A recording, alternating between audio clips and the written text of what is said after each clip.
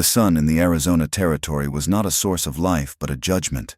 It beat down from a brassy, cloudless sky, baking the very color from the land, leaving behind a palette of rust, bone, and bruised purple shadow. Skeletal fingers of saguaro cacti clawed at the empty expanse, their silent torment a mirror of the silence that pressed in on all sides. A heavy blanket broken only by the thin, lonely whistle of wind through the canyons. This was the world of Elias Thorne, and it had shaped him in its image. At 38, his soul was as cracked and dry as the riverbeds, his face a landscape of lines carved by sun and sorrow. He worked his remote cattle ranch, the Thorne homestead, with an unforgiving rhythm, demanding of his body what his heart could no longer give. Today he was mending a fence line, his movements economical and precise. He drew the wire taut, his calloused hands working the pliers with a familiarity that required no thought. His eyes, the color of a stormy sky, were the only part of him that betrayed any life beyond the task at hand. They constantly scanned the horizon, a habit born of watching for stray cattle, but which had long since become a search for something else, something lost so long ago he could no longer name it. His ranch house stood a quarter-mile behind him, a stark silhouette against the distant, jagged mountains. It was a functional place, built of solid timber and adobe, and kept in a state of painful neatness. Floors were swept, tools were hung, but it was a place devoid of warmth, as empty as the space in his chest. 10 years it had been. 10 years since the cholera had swept through, a merciless phantom that paid no mind to the strong or the weak. It had taken his wife, Sarah, her laughter fading to a fevered whisper in the course of a week, and it had taken his son, 4-year-old Samuel, whose small hand had grown cold in his own. He had survived. It was his curse, his penance. He had buried them himself, under the lone cottonwood by the creek, and with them, he had buried the man he might have been. Now his interactions were clipped and necessary. He dealt fairly with the 3 hands who worked for him, speaking only of cattle and weather, his voice a low rumble that discouraged conversation. His trips to the nearby town of Redemption were tense, silent affairs for salt, flour, and coffee. His gaze fixed forward, ignoring the whispers that sometimes followed the hollowed-out rancher who had lost everything. His only solace was the grueling labor of the ranch, the burn in his muscles that exhausted his body and, on good nights, quieted the relentless churn of his mind. But one memory was a splinter lodged too deep for any amount of work to dislodge. It came to him not in dreams, but in flashes of heat and firelight, a phantom scent of gunpowder and blood that could rise from a blacksmith's forge or the dust of the corral. 20 years ago, he had been a boy of 18, eager to prove himself a man, riding with his father in a posse of volunteers. They had been told it was to parley with Apache who had been raiding livestock, but the talk had turned dark on the ride, fueled by whiskey and a raw, greedy hunger for land, a hunger stoked by a smooth-talking speculator named Silas Blackwood. The parley had become a mob, and the mob had descended on a peaceful camp at dusk. The memory was chaos, the screams of women, the bright, terrible blossoms of gunfire in the twilight, the coppery smell of death that choked the air. He had frozen, a boy witnessing the savagery of men and finding himself powerless. And then, in the flickering light of a burning lodge, he had seen her, a small girl, no older than his own Samuel had been, pinned beneath the still body of her mother. Her eyes, huge and black and terrified, had met his. Some instinct, some desperate need to salvage a single piece of humanity from the wreckage, had moved him. He had pulled her out, his hands shaking. From his pocket, he had taken a small thing of comfort, a little bluebird his own father had carved for him years ago, its paint still bright. He had pressed it into her hand. "Run," he had whispered, his voice cracking. "Go to the mountains. Live." He had pointed her into the darkness, away from the slaughter, and watched until her small form was swallowed by the night. He never knew if she had made it. He had never spoken of that night, or of her, to another living soul. The memory was his alone, a private shame, a single, secret act of grace in a lifetime of penance. A flicker of movement on the far horizon drew his attention.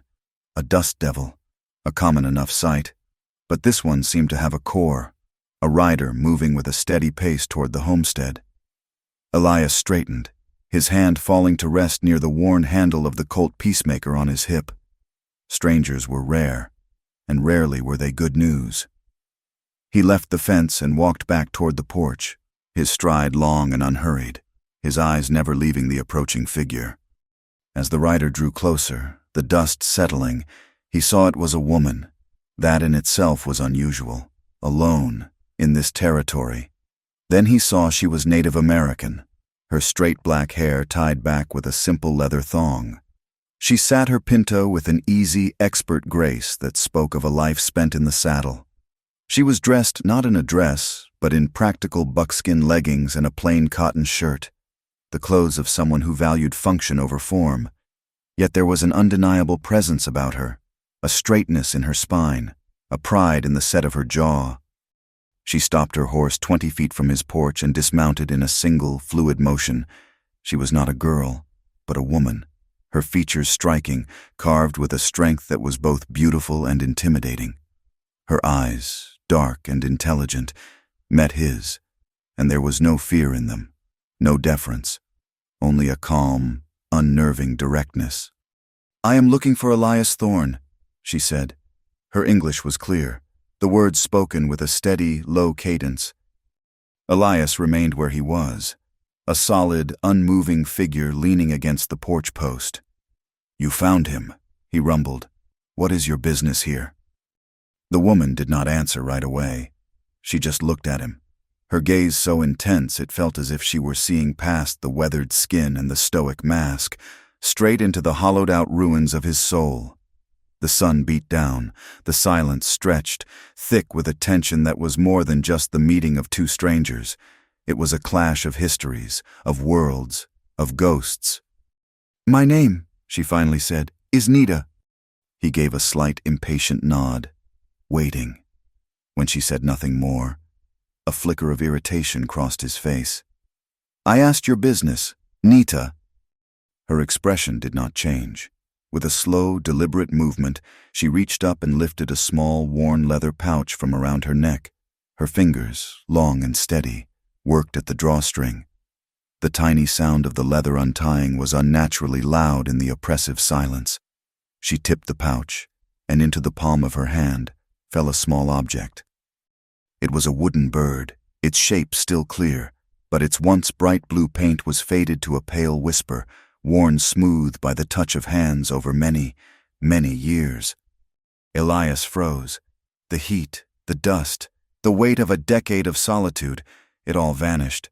The world fell away, and he was thrown backward 20 years, into the fire and the screaming. The smell of gunpowder filled his nostrils. He saw himself, a boy of 18 with a face still soft with youth, watching in horror as the posse his father had insisted he join became a pack of wolves. He saw the firelight glinting off the face of Silas Blackwood, a triumphant, ugly sneer twisting his lips as he directed the carnage. He saw the small, terrified face of the Apache girl, smeared with dirt and tears, her dark eyes wide with a terror no child should ever know. He felt the ghost of her small hand as he had pulled her from the carnage, the phantom weight of the little bird as he pressed it into her palm. "You told me to live," Nita said, and her voice, though soft, was resonant with the weight of 2 decades. It cut through the haze of his memory, pulling him back to the blistering sun of the present. "I have, and I have returned." She took a step forward, her gaze unwavering. "Rancher, I came to marry you." The words struck him with the force of a physical blow. They were so stunning, so impossibly direct, that they shattered the careful, stoic composure he had spent a decade building.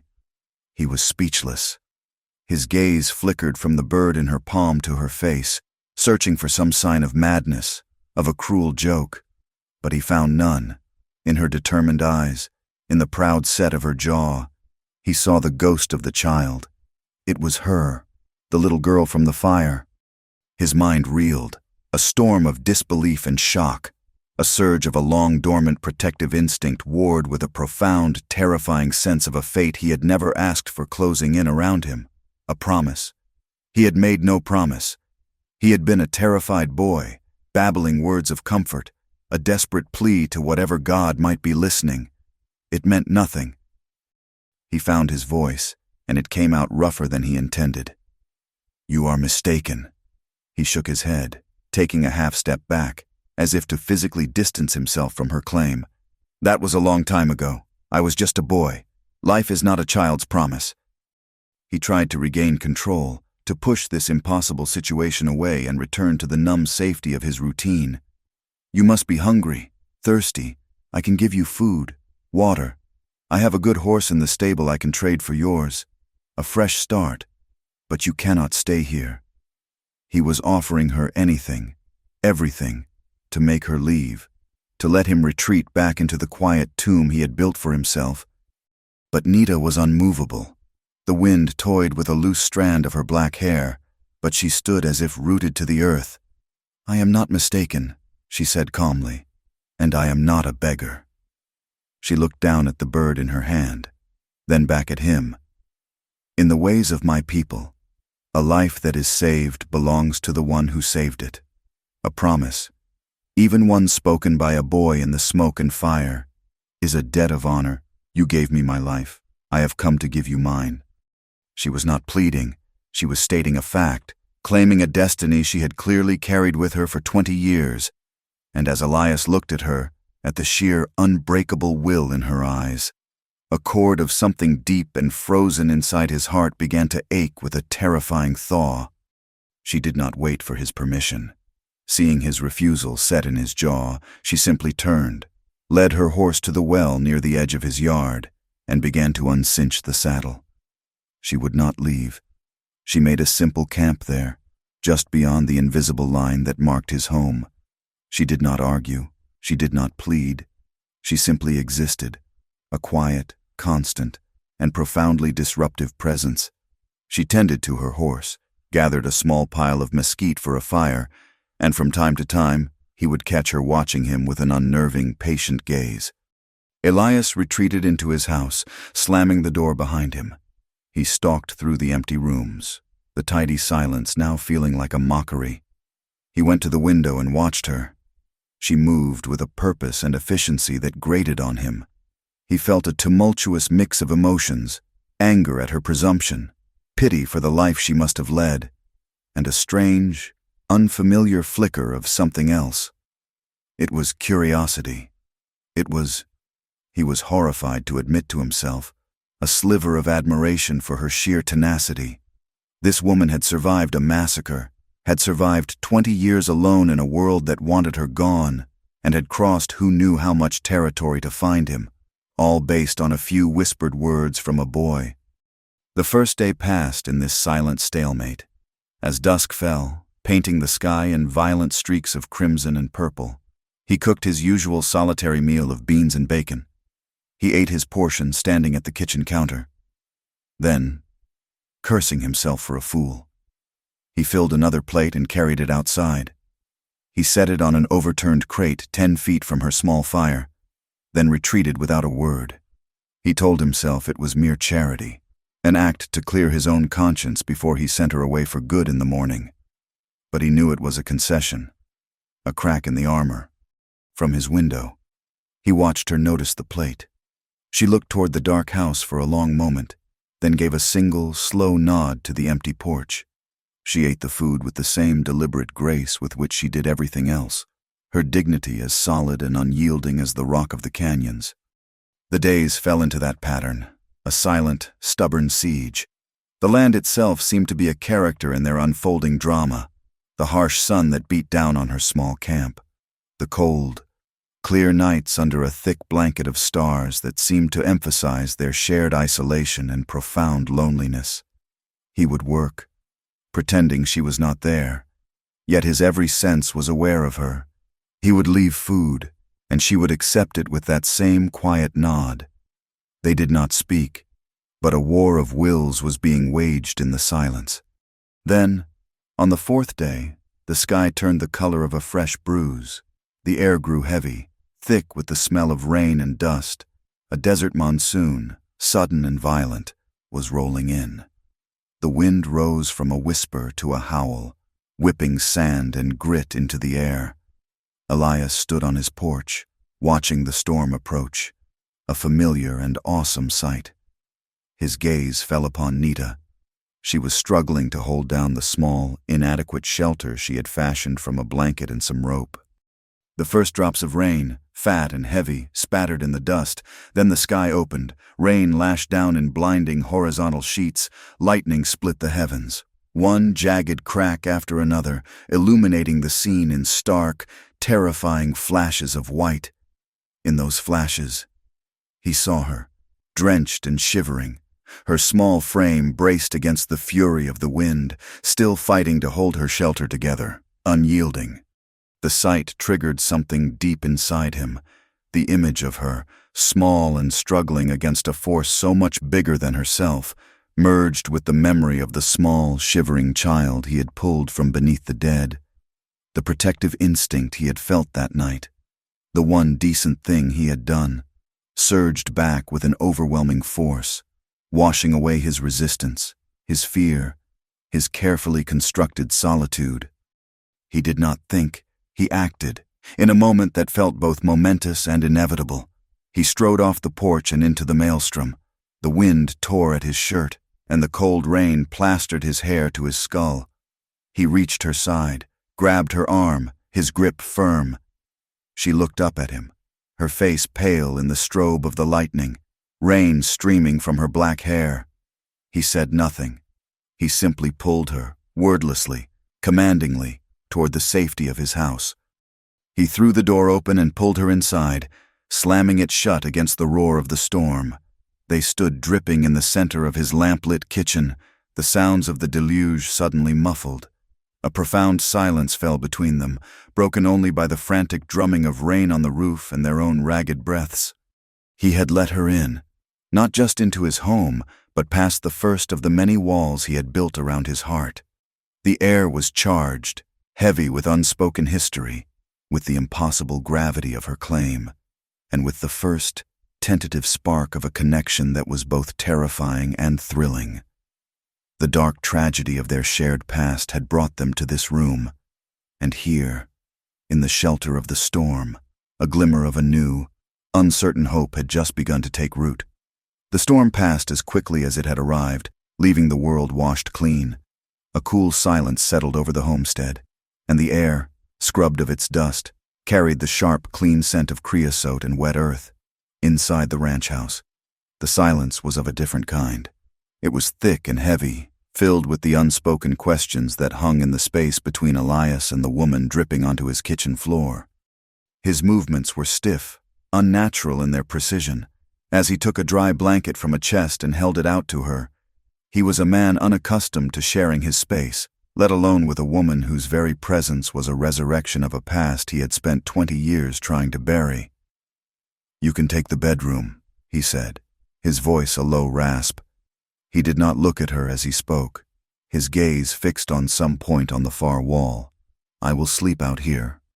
It was a gesture of reluctant hospitality, a surrender he could not yet comprehend. He watched her disappear into the short hallway, then turned to the cold hearth. He settled into the worn armchair where his father used to sit, the chair he now favored, and leaned his rifle against the wall beside him. Sleep would not come. His mind was a battlefield. He felt the profound, aching wrongness of a world that could visit such horror upon a child, and the familiar, corrosive weight of his own complicity. He had stood by. He had watched. He had done nothing but save one, and now that one had returned, bringing the memory of his failure back into the heart of his home. Mixed with the guilt was an unnerving pull toward her, a sense of responsibility tangled with a nascent, unfamiliar warmth that felt like a betrayal to the ghosts he harbored. Nita entered the small bedroom and paused in the doorway, taking in the space with a quiet reverence. It was a world away from the dusty floors of agency dormitories or the transient earth of a dozen camps. The room was sparse, like the rest of the house, but it was solid. A simple iron bedstead, a washstand with a ceramic basin, a tall wardrobe of dark wood. Her fingers, hesitant at first, reached out to touch the hand-stitched quilt on the bed. The pattern was a familiar one, a mariner's compass, its colors faded from countless washings, a relic of his late wife. She could feel the history in it, the hours of patient labor, the love. A pang of a complex emotion moved through her, a deep empathy for the loss this silent, grieving man had endured, a profound understanding of a loneliness that mirrored her own. She was not a naive girl chasing a fantasy, she was a survivor. 20 years had honed her will to the sharpness of an obsidian blade. She saw Elias Thorne not as a romantic hero from a storybook, but as the one anchor point in a life set adrift by violence. Marrying him, in her mind, was the fulfillment of a spiritual debt. It was the only path she could see to building a home, to finally sinking roots into a world that had tried and failed to erase her. Her desire was not for passion, but for something far more elemental, for justice, for security, for a lasting connection to the one person who had shown her a sliver of kindness in the darkest hour of human history. Life on the Thorne homestead fell into a new, unspoken rhythm. Nita did not wait to be told what to do. She rose before the sun painted the eastern sky, her quiet energy a stark contrast to Elias's weary resignation. She did not prove her worth with words. She had few of them for him or anyone else. She proved it with her hands, with her knowledge, with her presence. She had a deep, intuitive understanding of the land that Elias, for all his years working it, had never possessed. One morning, he saw her returning from the arid hills behind the house, her canteen full.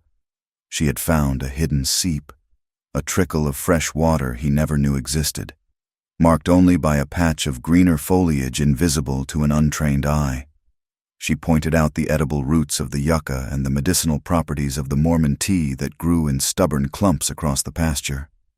She moved with a quiet competence that first surprised, then impressed, his two skeptical ranch hands, an old-timer named Jeb and a younger man called Frank.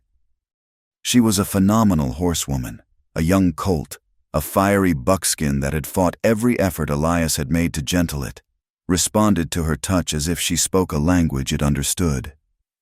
He watched from the fence line as she worked with the animal in the round pen, her movements calm and fluid, her voice a low murmur. There was no force, no breaking of its will, only a patient, respectful negotiation. Within a week, the colt was following her like a dog. Elias watched her, his initial resistance slowly, imperceptibly, eroding. The hard shell of his solitude began to crack.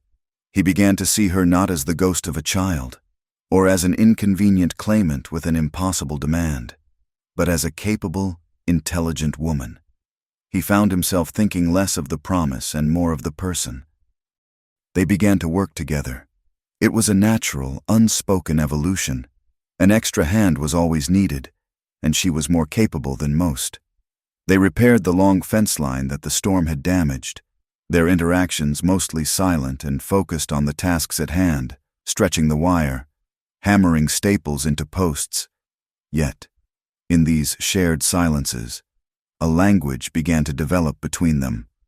A shared glance over the back of a struggling calf born during a cold night, the simple act of her passing him a tool before he asked for it, a nod of mutual understanding when a stubborn rock refused to be moved. The harsh beauty of the landscape, the same landscape that had witnessed the beginning of their shared trauma, now became the silent crucible in which their relationship was forged. They rode together through canyons carved by ancient rivers, their horses' hooves echoing against the towering red rock walls. They shared a canteen of water under the shade of the lone cottonwood tree where his wife and son were buried. She never asked about the two simple wooden crosses, and he never offered an explanation. But he saw the way her gaze lingered on them, and he knew she understood. The fragile peace of the homestead, however, did not extend beyond its borders. Elias's trips into redemption for supplies became fraught with a new kind of tension. The first time he went after her arrival, he had gone alone, hoping her presence would remain a secret. but secrets did not last long in a town that small. The next time, she insisted on accompanying him, her jaw set with that familiar, stubborn resolve. "I will not hide," was all she said. The town of redemption greeted her with a wall of open hostility. It was a place run, both officially and unofficially, by one man, Silas Blackwood. In the 20 years since the massacre at Willow Creek, Blackwood had transformed himself from a hungry land speculator into the wealthiest and most powerful rancher in the territory. His sprawling Diamond B ranch choked the valley, his fortune built on stolen land and secrets buried deep in the bloody earth. When Blackwood saw Elias Thorne walk into the general store with an Apache woman at his side, a flicker of something, recognition, perhaps, or fear, crossed his florid face. It was gone in an instant, masked by his usual cruel arrogance. He would not remember the face of one specific child from that night of fire and profit, but an Apache woman living on the Thorne homestead was a loose thread in the carefully constructed narrative of his past, and Blackwood did not tolerate loose threads. He began to subtly, then overtly, poison the town. His cronies, men like the corrupt, weak-willed Sheriff Miller, spread the rumors. Nita, they said, was a spy for renegade bands still hiding in the mountains. She was a witch, a sorceress who had ensnared the poor, grieving rancher to get his land. Shopkeepers suddenly found they were out of the goods Elias requested. Children, emboldened by their parents' whispers, sometimes threw stones that landed near Nita's feet. The whispers followed them down the dusty main street, a constant, venomous hiss. The weight of it was heavy, suffocating. But it had an effect Blackwood had not intended. It pushed Elias and Nita closer together, forcing them into a silent alliance, an island of two in a sea of hatred. The simmering tension finally boiled over one blistering afternoon. They had been turned away from the general store, the clerk stammering that a new shipment had not yet arrived, though Elias could see fresh sacks of flour stacked against the back wall. As they were leaving, one of Blackwood's men, a large, slovenly brute named Cletus, stumbled out of the saloon. He blocked their path, his face flushed with cheap whiskey and malice. He spat a stream of tobacco juice into the dust near Nita's boots. "Look what the cat dragged in," he slurred, his eyes lingering on her. "Thorne, you really bedding down with a savage now?" He used a viler word, a word that was a slap in the face, a word meant to strip away her humanity and her dignity. Something inside Elias snapped. The quiet, stoic control he had maintained for a decade shattered. Before he even knew he was moving, he had crossed the space between them, grabbed Cletus by the front of his filthy shirt, and slammed him back against the rough-hewn wall of the saloon. The man's head hit the wood with a solid thud. Elias's stormy eyes blazed with a raw, protective fury that surprised even himself. "You will never," he growled, his voice dangerously low, "speak to her again." He held the terrified man pinned for a long moment, the entire street watching in stunned silence, before shoving him away. Cletus scrambled back into the saloon like a beaten cur. Elias turned, took Nita's arm, and led her to their wagon without another word. The ride back to the ranch was silent, but the air crackled with the aftermath of the confrontation. Later that evening, the tension still lingered. Elias found Nita in the barn, the place where she seemed most at peace, tending to the horses. The setting sun cast long, golden shafts of light through the open barn doors, illuminating the dust motes dancing in the air. She was brushing the buckskin colt's coat, her movements graceful but heavy with the weight of the town's hatred. He felt a desperate need to say something, to bridge the gap that the ugly incident had created. He leaned against a stall, the scent of hay and horse warm around them. "Nita," he began, his voice rough, "I am sorry for what happened in town, for what you have to endure." She stopped brushing the colt and turned to him, her eyes searching his face in the fading light. "You do not need to apologize for them, Elias," she said, her voice low and steady. "But why do you let them see you as a broken man?" The question was so direct, so unexpected, that it cut straight through his defenses. "What are you talking about?" "They see your grief," she said. "They see a man who has given up, a ghost. It makes them think you are weak. It makes them think they can hurt you, and me, without consequence." Her words stripped him bare. In that moment, he confessed everything. Not just the guilt about the massacre, the shame of being a witness who did nothing, but the deeper, more constant pain. He spoke of his wife and son, of the bottomless emptiness they had left behind, of the feeling that he hadn't just lost them, but that the best part of himself had died with them. "I do feel like a ghost," he admitted, the words tasting like ash in his mouth. "A ghost in my own life." It was the most he had spoken of his pain to anyone, ever. Nita listened, her expression one of profound, unwavering empathy. When he finished, the silence that followed was not empty, but full of understanding. She stepped closer to him, into the dusty shaft of golden light. She reached out, not with the pity he so despised, but with a shared knowledge of loss. Her hand, calloused from work but surprisingly gentle, came up to touch the side of his face, her thumb stroking the rough stubble on his jaw. "You are not a ghost, Elias Thorne," she whispered, her dark eyes holding his. "Your heart is still beating." In that moment, everything fell away. The 20 years of loneliness, the cultural divide that separated them, the impossible premise of her arrival, it all dissolved, leaving only a man and a woman standing in the golden light. The air between them crackled with an intense, unspoken current. He could feel the warmth of her hand on his skin, could see the pulse beating in the hollow of her throat. Driven by an impulse he did not understand and could not fight, he leaned in and kissed her. It was not a gentle kiss.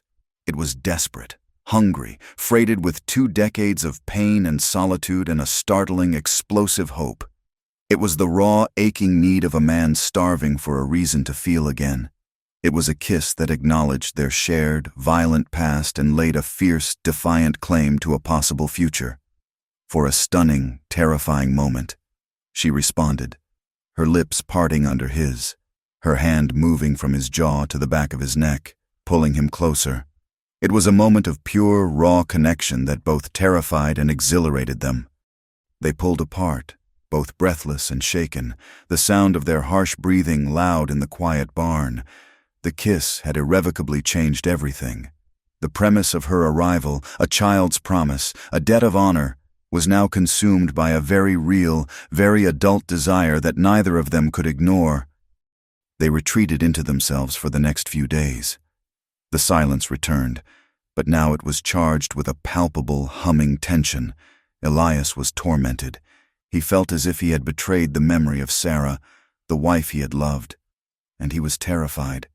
Allowing himself to feel for Nita, allowing her to stay, was like painting a target on her back. He had brought nothing but death to those he loved, and he could not bear it if he brought it to her as well. Nita, too, was conflicted. She had come seeking a home, a place of safety and justice. She had not expected the intensity of her own response to his kiss, the fierce, protective love that was blooming in her heart alongside her respect.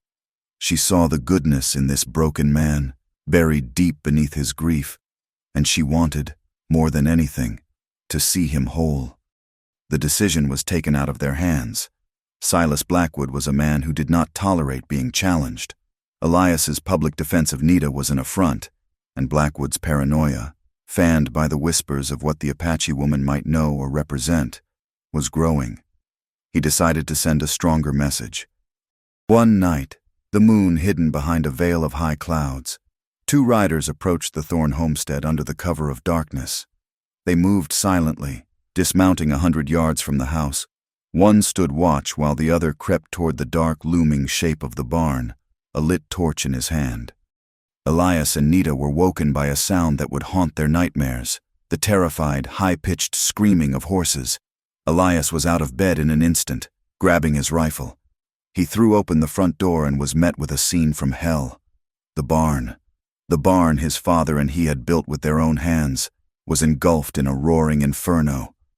Orange flames licked at the night sky, and thick, black smoke billowed upward, carrying the smell of burning timber and hay. They rushed out into the horrific, flickering light. There was no time to think, only to act. With a desperate, synchronized urgency, They worked to save the animals. Elias smashed the lock on the main corral, driving the terrified cattle out into the open pasture. Nita, a blanket held over her face against the smoke, ran toward the horse stalls at the side of the barn, her voice a sharp, commanding call to the panicked animals inside. Together, they managed to free most of them, their faces and clothes quickly covered in soot, their lungs burning from the smoke.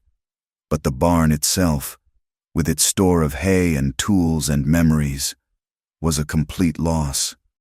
They finally stumbled back, defeated, and stood before the smoldering, collapsing ruins. The message was as clear and brutal as the fire itself.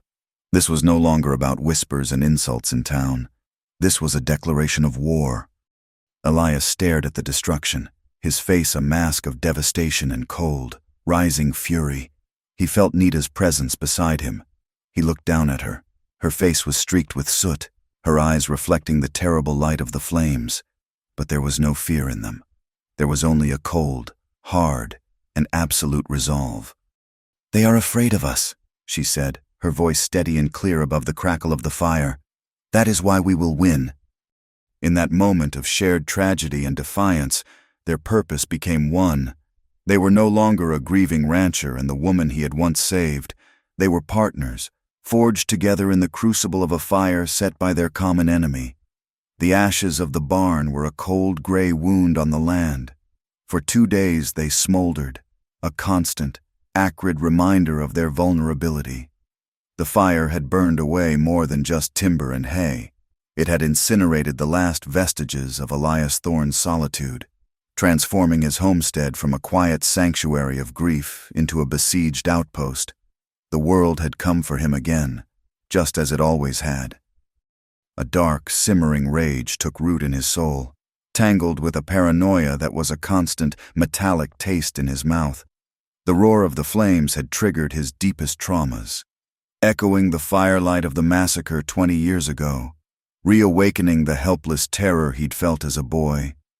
The black smoke had smelled of the sick room where he'd watched cholera steal his family, a specter of his own powerlessness.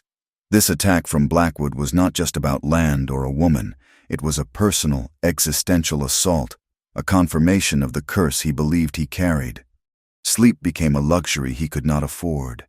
At night, he patrolled the perimeter of his property, his Winchester rifle a cold, heavy comfort in his hands. Every snap of a twig, every shadow thrown by the moon, was a threat. The strain of the sleepless nights and the constant tension hollowed out his face, leaving his stormy eyes sunk in dark hollows, a dangerous, feverish glint in their depths. He became more withdrawn than ever. His conversations with Nita, when they happened at all, were clipped and practical, focused on defense and survival. "Did you check the northern fence line? How much water is left in the cistern?"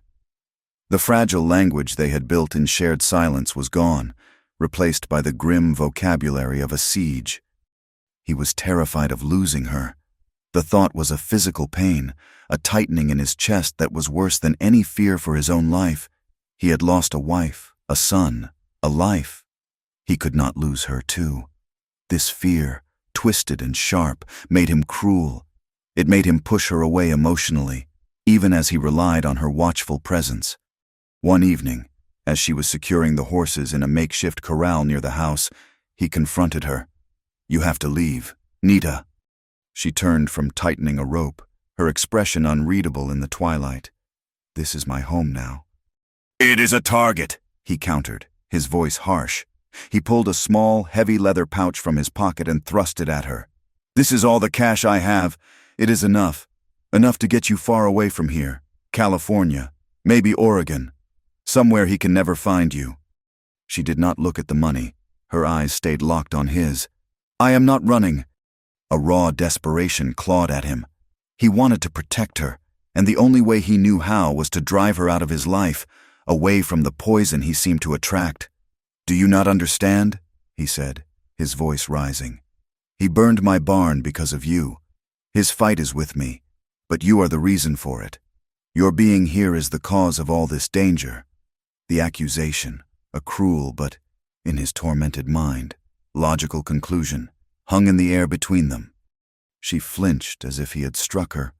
For a long moment, she said nothing, the hurt in her eyes a quiet, deep wound. "The hawk does not blame the rabbit for the hunter's arrow," she finally said, her voice barely a whisper. She turned her back on him and the money he offered, and returned to her work. The wedge he had driven between them became a chasm a week later. Jeb, his oldest and most loyal ranch hand, was the kind of man the territory was losing, weathered as an old cottonwood. He had worked for Elias's father and had stayed on after he passed, his loyalty to the Thorn name as solid as the mountains. He was openly fond of Nita, his old eyes seeing not her race but her quiet strength and skill. He often acted as a buffer between her and the younger, more suspicious hands, and in town, his gruff voice was one of the few raised in their defense, dismissing Blackwood's rumors as the foul wind of a snake. Blackwood decided to make an example of him. Jeb was ambushed one evening on the road from Redemption. Frank, the younger hand, found him the next morning, his horse grazing placidly nearby. It was staged to look like a robbery. Jeb's pockets were turned out, his old pistol missing.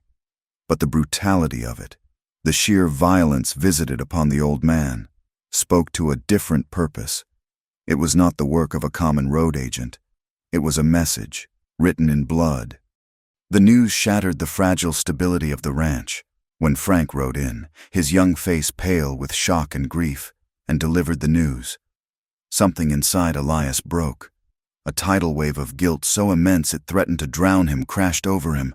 He saw Jeb's kind, wrinkled face, heard his easy laugh, and he knew, with a certainty that was like a shard of ice in his gut, that he was responsible.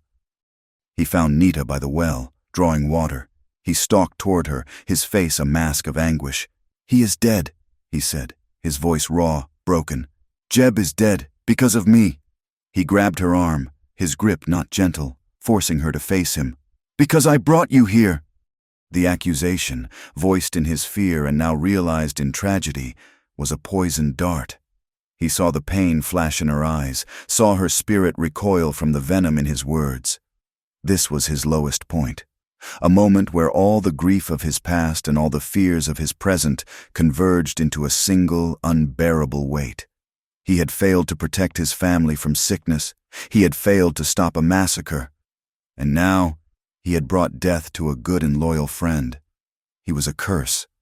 For Nita, the news of Jeb's murder was a horrifying echo of her own past. She saw the same pattern of calculated cruelty, of innocent life destroyed for power and greed. The faces of her family, lost in the fire and smoke of another man's ambition, rose before her. But where Elias retreated into the dark pit of his guilt and despair, Nita was galvanized by a cold, focused anger. She pulled her arm from his grasp, her own grief hardening into resolve. "He is dead because of a wicked man," she told him, her voice fierce, cutting. "He is dead because of Silas Blackwood. Do not give that man the victory of turning us against each other." But Elias was too lost in his pain to hear her. He just shook his head, a terrible, lost look in his eyes, and turned away from her, stumbling back toward the house, a man utterly defeated by his own ghosts. Their differing responses to the tragedy created a deep and silent chasm between them. He saw loss as a personal failing, a mark of his own cursed nature. She saw it as a battle to be fought, an injustice to be avenged. The emotional intimacy they had found in the barn, the explosive hope of that one kiss, felt like a distant, impossible memory. They lived and worked in the same house, two planets in a decaying orbit around a shared sun of sorrow, but they were miles apart emotionally. The silence between them grew heavy and cold, thick with unspoken grief, blame, and fear. The landscape around them seemed to reflect their internal state. The days were harsh and glaring, the sun a merciless eye in the sky. The nights were filled with the lonely, desolate cries of coyotes, and the wind, whistling through the skeletal branches of the mesquite trees, sounded like a mournful, endless whisper. Nita watched Elias sink deeper into his despair, and she knew she had to do something. To wait, to do nothing, was to let Blackwood win, to save Elias, and to save the future she had fought so hard to find. She had to take action. She began to use the unique skills of her heritage, the very things that had made her an object of prejudice and hate, as a weapon. She knew the land in a way Elias never would. She could read it, feel it, become a part of it. She started to leave the homestead for hours at a time, moving like a ghost through the canyons and arroyos that Blackwood's men used. She used the techniques of observation and stealth taught to her by her grandfather, techniques designed for hunting prey far more cunning than Blackwood's brutish thugs. She learned their routines, their patrol routes, their weaknesses. She found a hidden box canyon where they pastured cattle stolen from smaller ranchers. She discovered their secret line camps, where they drank and gambled, their guard down, from the cover of a thicket of manzanita. She overheard conversations that confirmed what she already knew in her heart. Blackwood himself had ordered the barn burned, and his foreman had personally led the men who had murdered Jeb. It was an incredibly dangerous undertaking. She was alone, armed only with a knife and her wits, relying on her intimate knowledge of the wilderness to keep her safe. One afternoon, she lay motionless for 3 hours on a sun-baked rocky ledge overlooking one of Blackwood's outposts. The sun beat down on her back, the rocks scorching hot beneath her. But she did not move, her focus absolute as she watched the comings and goings of his men, memorizing faces and horses. In that moment, she was no longer just the girl who was saved. She was a warrior, a hunter fighting for her home and for the man she loved, even if he was too lost to fight for himself. Elias, meanwhile, was on a path of self-destruction. One morning he saddled his horse, his movements jerky and uncoordinated. He ignored Nita's questioning gaze and rode out, not to work his cattle, but toward redemption. He was not seeking justice. He was seeking oblivion. He went straight to the saloon, the same place where he had defended Nita's honor. Now, he sought to drown his own. He drank heavily, the cheap whiskey burning a path down his throat, hoping to either numb the crushing weight of his pain or to provoke a confrontation that would finally end it. He found his confrontation in Sheriff Miller, who was nursing a beer at the bar. Elias strode up to him, his eyes bloodshot, his face a mask of grief and rage. "Enjoying Blackwood's hospitality, Sheriff?" he sneered, his voice loud enough to turn heads. Miller, a man whose spine was made of jelly, flushed. "Now, Thorne, there is no need for that." "Is there not?" Elias's voice grew louder. "A good man is dead, my barn is a pile of ash, and you sit here, Blackwood's puppet, and do nothing." The accusation was too public to ignore. Miller puffed out his chest. "You watch your mouth, Thorne. That is wild talk."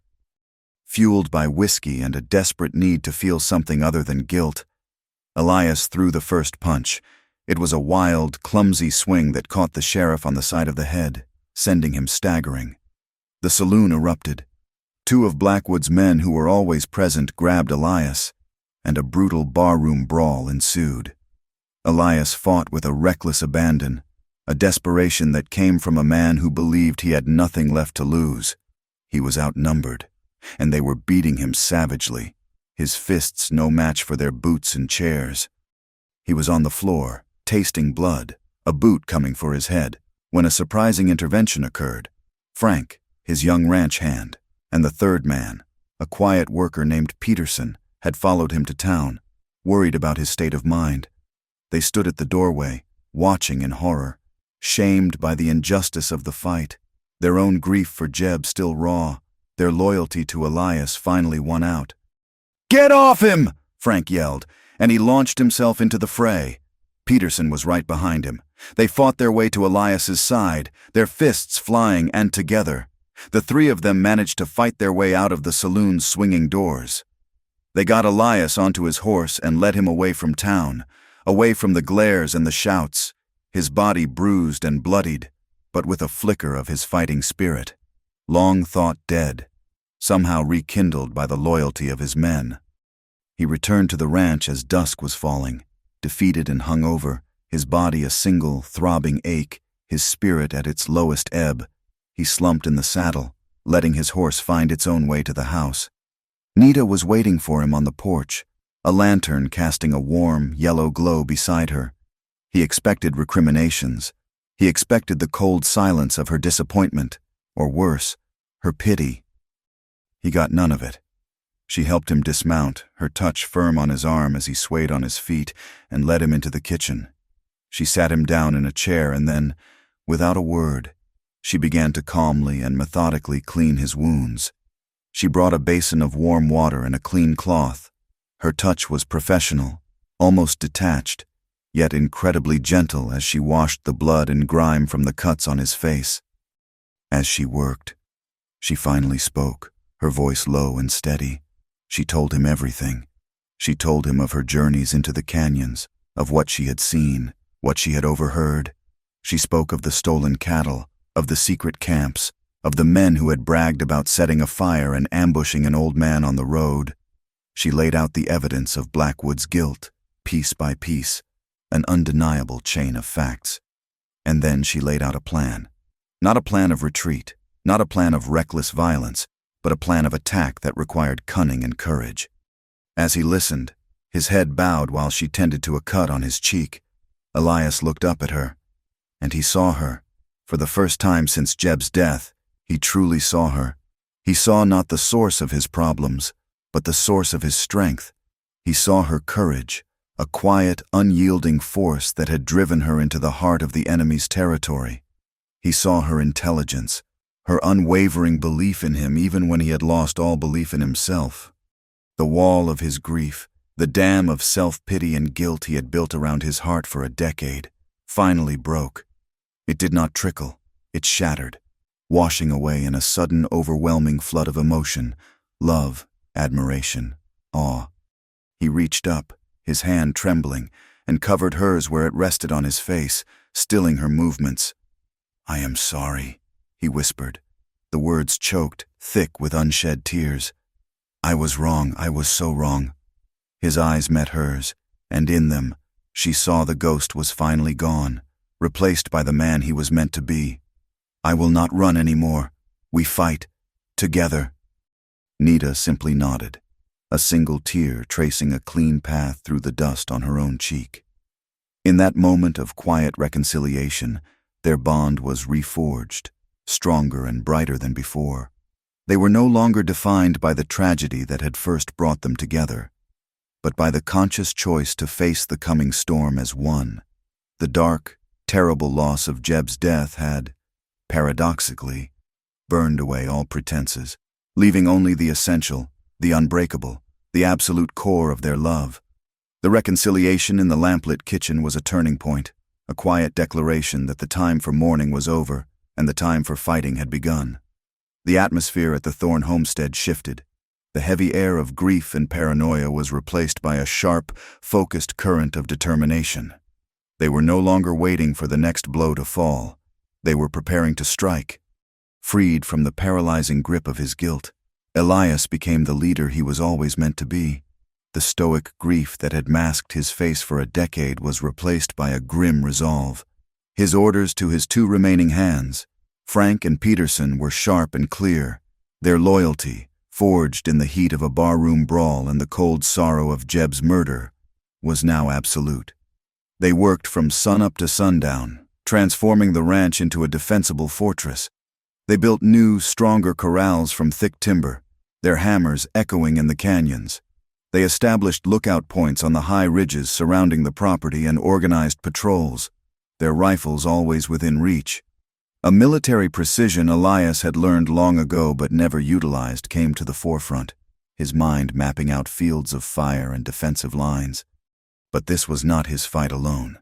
It was a partnership, a council of war held nightly at the kitchen table. He listened intently to Nita's counsel, his conventional understanding of a fight, of clear lines and direct force, merging with her deep, intuitive knowledge of the land. They spent hours poring over crude maps they drew in the dirt floor of the porch, planning their every move. She would point to a ravine, explaining how it could hide a dozen men, or trace the path of a game trail that offered a secret approach to Blackwood's own ranch. Her tactics were of misdirection, of using the enemy's expectations against him. Their collaboration was a form of intimacy deeper than any they had yet known, a meeting of minds that was as powerful as any physical touch. They were two halves of a single strategy. He was the iron fist, preparing for the direct blow, and she was the unseen arrow, finding the chinks in the armor. Nita continued her reconnaissance missions, becoming Elias's eyes and ears in the territory. She moved with a grace and silence that made her nearly invisible, a phantom gliding through a land that was her birthright. She read the story of the world around her in a way no white man could. A broken twig told her the direction a rider had passed. The sudden flight of a hawk from a cliff face signaled men moving below. The depth and spacing of a shod horse's tracks told her if it was carrying a heavy man or moving at a gallop. She was a living part of the landscape, and it revealed its secrets to her. She identified Blackwood's primary supply routes. The times his cattle shipments, many of them rustled from smaller outfits, were driven to the railhead, and the locations of the line camps where his most brutal enforcers gathered. During one such mission, hiding in a cluster of boulders overlooking the main road, she observed a meeting between Blackwood and a well-dressed man from the east, eavesdropping. Her body pressed flat against the warm stone. She learned the truth that set their plan in motion. Blackwood was expecting a large payment in gold from a mining consortium. It was the final payment for the mineral rights to a tract of land in the northern hills, the very land where her people's winter camp had been, the land Silas Blackwood had cleared with fire and blood 20 years ago. The gold was set to arrive by the weekly stagecoach in 3 days' time. This information was the key. They would not sink to Blackwood's level of murder and ambush. They would seek a different kind of justice, one that would cripple him in the one place he was truly vulnerable, his wallet and his reputation. The night before they were to set their plan in motion was still and quiet. The weight of what they were about to do, the very real possibility of failure, of death, pressed down on them. They sat before the fire in the main room, the house silent around them. The conversation was sparse, each lost in their own thoughts, but the air was thick with unspoken emotions. Elias watched the firelight flicker across Nita's face, tracing the strong line of her jaw, the deep, knowing calm in her dark eyes. He was struck by an overwhelming wave of love so powerful it was physically painful, a terror of losing her so profound it stole his breath. He reached across the small space between their chairs and took her hand. Her fingers curled around his, a warm, solid presence in the uncertain darkness. "Nita," he said, his voice low and thick with emotion. If something happens to me tomorrow, I need you to know. I have been to the county seat. The deed to this ranch, it is in your name now. Everything, the land, the house, the cattle, it is all yours." It was the only way he knew how to say it, his clumsy attempt to offer her the security and the home she had traveled so far to find. Nita looked at him, her eyes deep and full of an emotion that mirrored his own. She squeezed his hand. "The land is just dirt and rock, Elias," she said softly. "The home is you." The simple, profound truth of her words shattered the last of his reservations, the last ghostly hold of his past, the intense, desperate desire that had first sparked in the barn. The desire he had fought and feared could no longer be contained. It rose in him, not as a desperate hunger, but as a deep, abiding need to connect, to affirm, to love. He pulled her gently from her chair and into his arms. Their kiss was not like the first one. It held no desperation, no angry grief. It was a conscious choice, a sealing of their bond, a quiet promise in the face of an unknown dawn. He lifted her into his arms as if she weighed nothing and carried her to his bedroom, the room she had once occupied as a guest and a stranger. He laid her gently on the bed, on the faded mariner's compass quilt that had belonged to another life. In the soft light of the single lamp, they came together not in a frenzy of passion, but with a tenderness that was a revelation. It was a fusion of two lonely, scarred souls, a desperate and beautiful affirmation of life in the face of death. For Elias, it was an act of final reclamation. His heart, so long held captive by ghosts, at last set free. For Nita, It was the ultimate act of belonging, of finding her place not just on a piece of land, but within a person's soul. They found in each other a shelter from the coming storm, a moment of pure, transcendent connection that would give them the strength for what was to come. Dawn broke clear and cold. The tension in the house was a palpable thing as they prepared. Elias cleaned his Colt and his Winchester with methodical, obsessive care, his face a grim mask of focus. Nita moved about the kitchen, her movements fluid and efficient, preparing small pouches of food and water. They shared a final, quiet breakfast of coffee and biscuits, a meal heavy with the weight of their dangerous enterprise. At the porch, their goodbye was not tearful, but charged with a fierce intensity. He held her face in his hands. "Come back to me," he whispered, his voice rough. "Always," she replied. He gave her a long, hard kiss, then released her.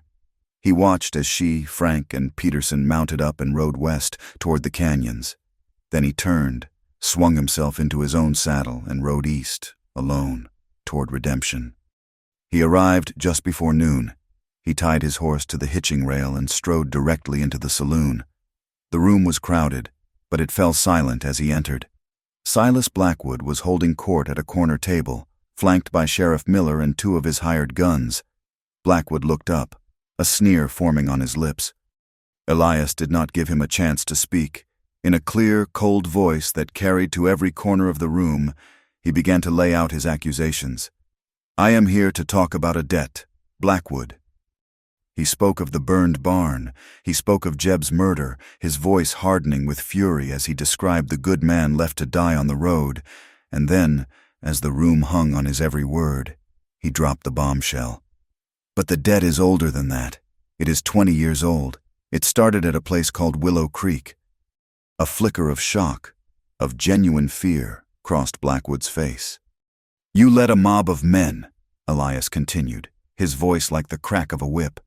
"You called it a posse, but it was a massacre.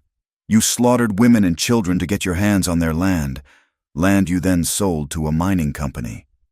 He detailed the entire corrupt deal, his words painting a picture of Blackwood's depravity for all to see.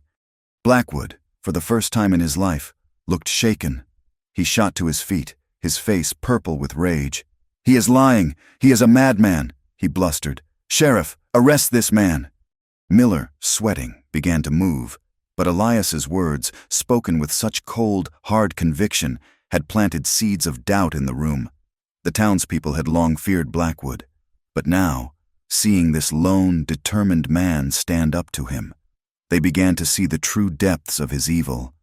It was a battle of wills, the public unmasking of a tyrant. Meanwhile, miles away in a narrow, winding canyon, Nita's plan was unfolding flawlessly. Frank and Peterson, working under her direction, had loosened a slab of rock high on the canyon wall. As the stagecoach rumbled into view below, they sent it crashing down. It was a clever diversion, a faked rock slide that blocked the road with a cloud of dust and a pile of impassable rubble, forcing the stagecoach and its two armed guards to a jarring halt. In the ensuing confusion, Nita and the two men emerged from the rocks, their faces covered with bandanas, rifles leveled. "The strong box," Nita commanded, her voice low and disguised. The guards, startled and outmaneuvered, threw their weapons down. Frank quickly secured the heavy box from the boot of the coach. Nita was the undisputed leader of the operation, her commands clear, her actions decisive. She had Frank pry the lock open. Inside, nested in straw, were stacks of gold bars and a thick oilskin pouch. Nita reached in and took only two things, the pouch containing the mining contract and a single, heavy bar of gold. She left the rest. On top of the remaining gold, she placed a piece of paper on which she had written in a clear, elegant script, "A debt has been paid, justice is coming." The standoff in the saloon had reached a fever pitch. Guns were drawn. Sheriff Miller, his hand trembling, was ordering Elias to surrender. The entire room was a powder keg, ready to explode into violence. At that exact moment, Frank, having ridden his horse into the ground, burst through the saloon's swinging doors. He strode to the center of the room and threw the stolen, broken strongbox onto the floor, Gold bars spilled out onto the dusty floorboards, glittering in the lamplight. Then, he walked directly to the table where a stunned, well-dressed man, the mining agent, was sitting, and handed him the oilskin pouch. The sight of the gold and the contract, coupled with Elias's damning accusations, was the final blow. It shattered Blackwood's authority in an instant. The townspeople, seeing the irrefutable proof of his corruption, turned on him, their murmurs growing into an angry roar. Sheriff Miller, a coward at his core, saw the tide turn and froze, his gun lowering, his loyalty to his boss dissolving like smoke. Blackwood, cornered, exposed, and utterly defeated, made a desperate run for it. He shoved his way through the stunned crowd and scrambled out the back door of the saloon, a disgraced tyrant fleeing his own fallen kingdom. Elias had won. He walked out of the saloon into the bright, dusty street, his name cleared in the eyes of the town. But his heart was heavy. The public battle was over, but he knew the war was not. A furious, humiliated man like Silas Blackwood was more dangerous than a rabid wolf. He looked toward the western hills, waiting for Nita's return, their victory feeling fragile, incomplete.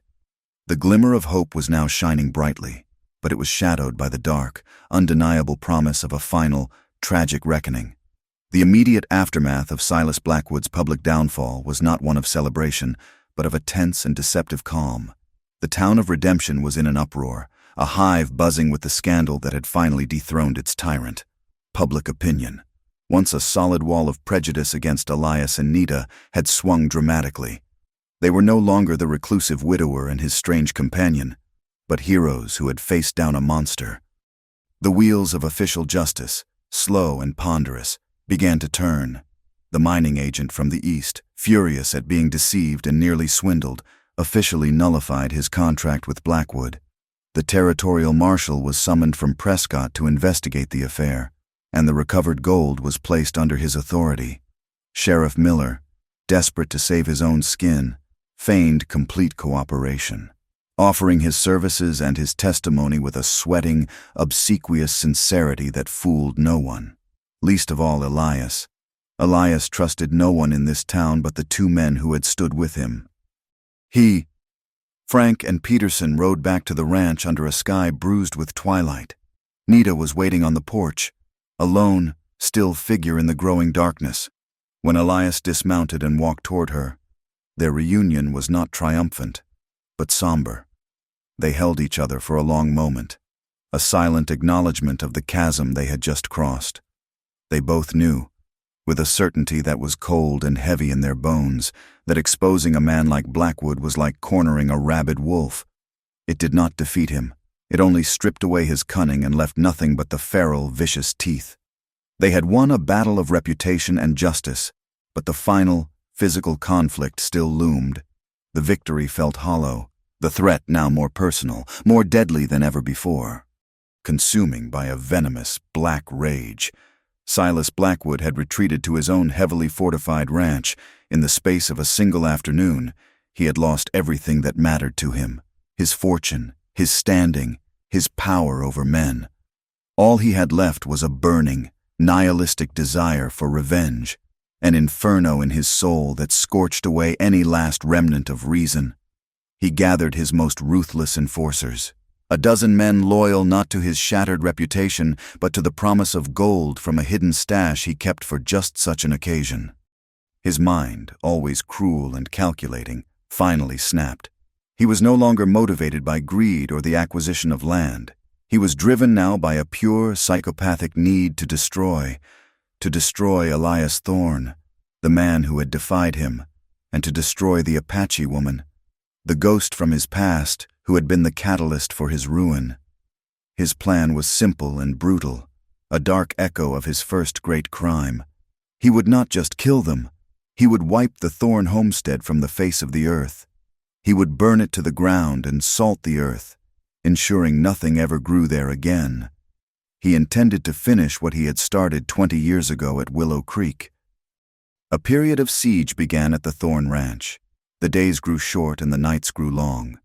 Elias, Nita, and their two loyal hands knew an attack was not a possibility, but an inevitability. They lived in a state of high alert. The beautiful, harsh landscape that had become their sanctuary now transformed into a potential battlefield. Every shadow that danced in the wind could be an enemy. Every lonely cry of a coyote could be a signal. The waiting was a slow, grinding torture, a psychological war of attrition that was more grueling than any physical fight. It was during this time that Elias and Nita's bond was tested and forged in its most profound way. In the crucible of this constant threat, they found not fear, but a deeper solace and strength in each other's arms. Their love became a fierce, burning light against the encroaching darkness, a defiant warmth against the cold dread of the coming violence. There were moments of quiet, desperate tenderness amidst the tension.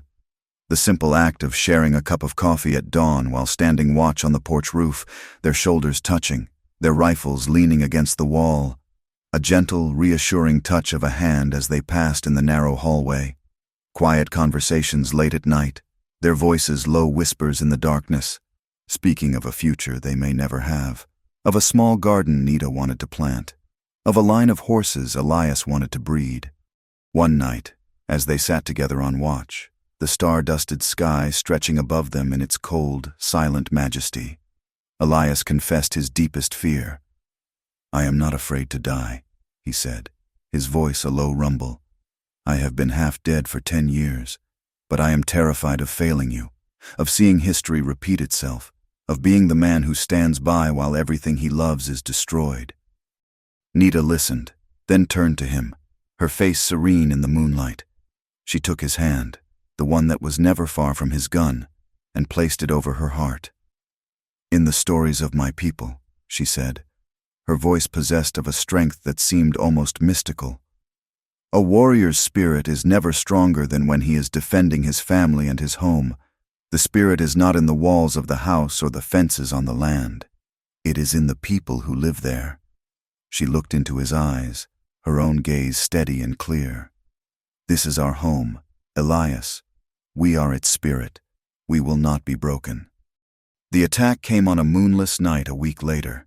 A violent wind rose from the southwest, a harbinger of the chaos to come. It carried with it not rain, but dust. A raging dust storm, one of the territory's sudden furies, descended upon the land, cloaking everything in a suffocating reddish-brown haze. The wind howled like a banshee, shrieking around the corners of the house. Visibility dropped to near zero. It was the perfect cover. The first sign of the attack was not a gunshot, but the sudden, panicked whinny of a horse from the new corral. Then the world erupted. The battle was a chaotic, brutal, and visceral nightmare. Gunshots were muffled by the roaring wind, their flashes brief, startling blossoms of light in the swirling dust. Figures appeared and disappeared like specters, their shouts swallowed by the storm. It was a desperate, close-quarters fight for survival against a force that outnumbered them 3-1. Elias was a surprisingly skilled tactician. He had positioned Frank and Peterson at key points, the windows of the house and the corner of the corral, creating a deadly crossfire. His commands, shouted over the gale, were clear and precise, but they were only 4 against a dozen of Blackwood's most hardened killers. Nita fought alongside them, a silent phantom of vengeance in the maelstrom. She did not use a rifle. Instead, she carried the bow her grandfather had made for her, its string humming with deadly intent. The storm, which confused and blinded Blackwood's men, enhanced her senses. She moved with a deadly silence, her feet sure on the ground she knew so well, her arrows finding their marks with chilling accuracy. She would appear on the roof of the shed, loosing an arrow into the throat of a man trying to flank the house, then melt back into the dust. She would rise from behind the water trough, her bow bent, and send another shaft into the chest of a gunman before he could even register her presence. She was evening the odds, one silent, deadly arrow at a time. The emotional and tragic peak of the battle occurred inside the house, as the desperate fight raged in the yard. Blackwood himself, in a cunning, brutal move, used the chaos to slip through their defenses. He kicked in the back door and stormed into the kitchen, his face a demonic mask of dirt and hate, his eyes burning with mad fury. He was seeking Elias. The final confrontation was not to be a clean duel between two gunmen in the street, but a raw, desperate struggle inside the home Elias and Nita had fought so hard to build together. Elias, hearing the door crash open, turned from the front window just in time to meet Blackwood's charge. The fight was savage and personal. They crashed through the kitchen table, their struggle a whirlwind of desperate, grunting violence.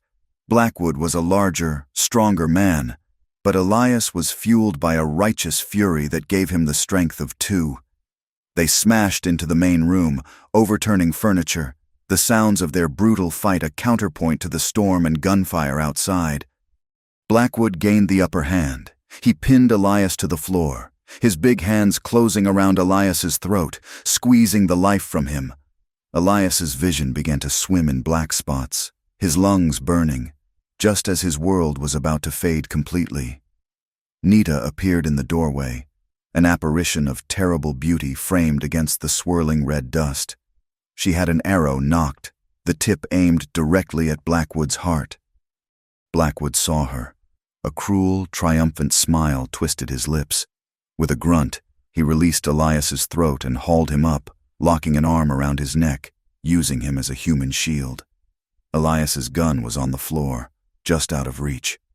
A terrible standoff ensued, the world shrinking to the three of them in the lamplit, dust-choked room. "Go on, savage," Blackwood snarled at Nita, his voice a rasp of pure venom. "Shoot him. Finish the job you started 20 years ago by surviving." In that devastating moment, a choice no one should ever have to make fell upon Nita.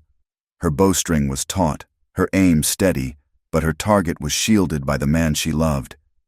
Suddenly, a shape burst through the doorway from the yard.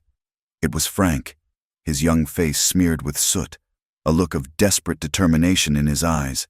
Seeing the standoff, he did not hesitate. With a wild cry, he rushed in, tackling Blackwood from the side, trying to break his hold on Elias. The move saved Elias, but it cost Frank everything. With a roar of pure fury, Blackwood shoved Elias away and turned, the barrel of his massive revolver coming up. He fired once. The sound was deafening in the enclosed space. The shot caught Frank point blank in the chest. The young man, the boy who had looked up to Elias, who had stood with him in the saloon, stumbled backward, a look of stunned surprise on his face, and fell to the floor, dying instantly. The profound, senseless tragedy of Frank's sacrifice shattered the moment. The shock of it gave Elias the opening he needed. With a grief-stricken cry, a sound of pure animal anguish, he lunged across the floor and snatched up his Colt. He shoved Blackwood away from Frank's body and brought the gun up as Blackwood turned his own weapon back toward him. The two men fired simultaneously. 2 shots rang out as one. Both found their mark. Blackwood was thrown backward by the force of the .45 slug, his eyes wide with the ultimate surprise, a gaping hole appearing in the center of his chest. He was dead before he hit the floor. Elias stumbled, a hand clutching his side where a dark, wet stain was already spreading across his shirt. He looked down at the blood, then at Nita, his eyes full of love and a terrible finality. Then his legs gave way, and he collapsed to the floorboards. The battle was over. The immediate threat was gone, but the cost was devastating. Nita rushed to Elias's side, dropping her bow, gathering his head into her lap. His blood began to soak into the rough wood of their floor, the floor of their home.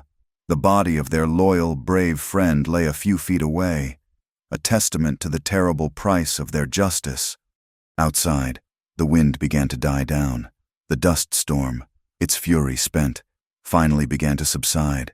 Through the shattered windows, the first pale, gray light of dawn began to break, promising to reveal the full carnage of the night. They had survived. Justice, of a brutal and final kind, had been served, but they were left broken and bleeding in the ruins of their fight, their victory tasting of ash and sorrow. The love that had overcome prejudice and hatred and a legacy of violence was now faced with its greatest and most terrible challenge, death itself. The sun rose on a scene of utter devastation. The dust, which had been a raging, blinding curtain of red, now settled like a soft gray shroud over the carnage in the yard, covering the still bodies of Silas Blackwood's men where they had fallen. Inside the house, the air was thick and heavy with the metallic smell of blood and the sharp, lingering odor of spent gunpowder. The silence that had descended was more profound and terrible than the fury of the battle it had replaced. In the center of this wreckage, Nita was a portrait of focused, feral intensity. Her own grief for the fallen Frank, her own shock and terror, were locked away in some deep, cold corner of her soul. All that existed for her in that moment was the ragged, shallow breathing of the man whose head she cradled in her lap. The urgent need to save Elias was a fire in her veins, burning away everything else. Her knowledge of the plants of this land, once a gentle skill used for teas and poultices, now became a desperate tool for survival. She laid Elias's head gently on a folded blanket and flew into action. She tore long strips from her own cotton shirt, her movements swift and sure. Outside, in the ravaged yard, she found what she was looking for, a stubborn clump of yarrow growing near the well, its feathery leaves coated in dust. She crushed the leaves and flowers, her hands working quickly, and packed the potent, blood-staunching herb into his grievous wound, binding it tightly with the strips of cloth. Peterson, the one remaining hand, was slumped against a wall, his face a pale mask of shock and sorrow, his gaze fixed on the body of his friend. Frank. Nita went to him, her touch on his shoulder both firm and gentle. "Peterson," she said, her voice clear and commanding, cutting through his daze. "You must ride. Ride for the doctor in Cottonwood. Tell him it is life and death. Ride now, and do not spare the horse." The town was hours away, a hard journey for a fresh horse, let alone one that had been through a night of terror. She knew Elias might not have that long. As Peterson stumbled out to saddle the least spooked of the remaining horses, Nita returned to Elias's side. She worked tirelessly, her hands covered in his blood, wiping his brow with a damp cloth, whispering to him in a mixture of English and the soft, flowing consonants of her Apache tongue. She told him to hold on, to fight, that their story was not over, that he was a warrior who had won his battle. It was a stark and intimate scene, a portrayal of a love that was not soft or poetic, but a practical and fierce devotion, a stubborn refusal to surrender to death. Elias drifted on a fevered, red-tinged sea.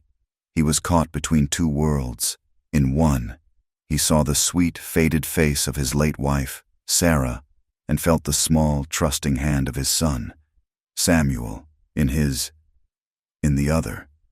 He was back in the firelight of the massacre, the screams of the dying echoing in his ears. But through the smoke and the sorrow, one image remained clear and constant. Nita's face, her dark eyes fierce and full of light, a beacon in the darkness, a steady anchor in the storm of his delirious mind. He was tethered to the living world only by the constant pressure of her hands and the sound of her voice, calling him home. The doctor, a weary, gray-haired man named Abernathy with kind eyes and capable, stained hands, finally arrived late that afternoon. His examination of Elias was grim, his face a mask of professional concern. "The bullet is lodged deep," he said to Nita, his voice low. "Too close to the spine to leave it. But taking it out, infection is a near certainty in a wound like this. His chances are slim. Miss." The grueling surgery took place on the kitchen table, the same table where Elias and Nita had shared their first awkward, silent meals. Nita assisted, her face a pale, determined mask. She held the lantern steady, handed him his instruments, and never once flinched at the sight of the blood and torn flesh. She was a rock, an unmovable force of will. The days that followed were a long, agonizing vigil. The fever came, as the doctor had predicted, and Elias was lost to a world of delirium. Nita never left his side. She slept, when she slept at all, in a chair by his bed, her hand resting on his arm, as if to physically hold him to this world. She forced warm broth, spoonful by spoonful, between his cracked lips. She bathed his feverish skin with cool water, her touch relentlessly tender. The ranch, its future, the bodies in the yard, all of it was forgotten, handled by the territorial marshal who eventually arrived.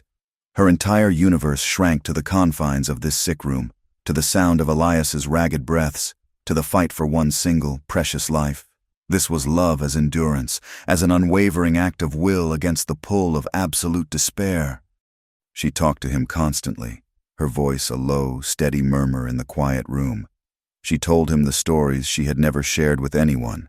She told him of her life after he had saved her, of being found by soldiers and sent to an Indian school in the east, a cold, gray place where they had tried to scrub the Apache from her soul.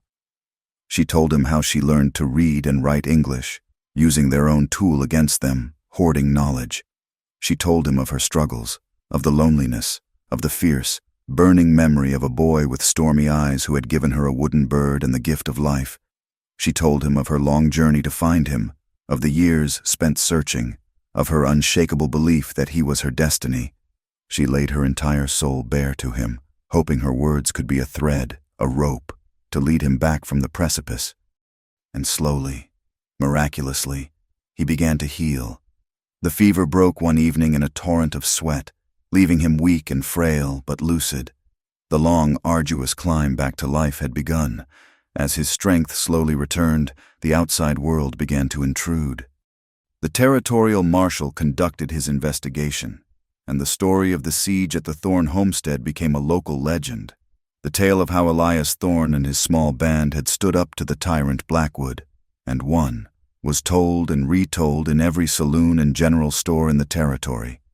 They were hailed as heroes, the town of redemption, a place that had once met them with scorn and hatred, now offered tentative gestures of help and respect. One morning, Nita found a basket of fresh bread and preserves on the porch.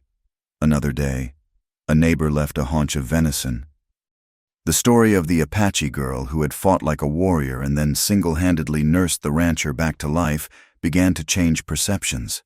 It did not erase prejudice. That was a beast too old and deep-rooted to be slain so easily. But it complicated it. It forced people to see Nita not as a stereotype, but as an individual of incredible courage, skill, and loyalty. Some in the town would always harbor their hatred, their faces still turning away when she rode in for supplies.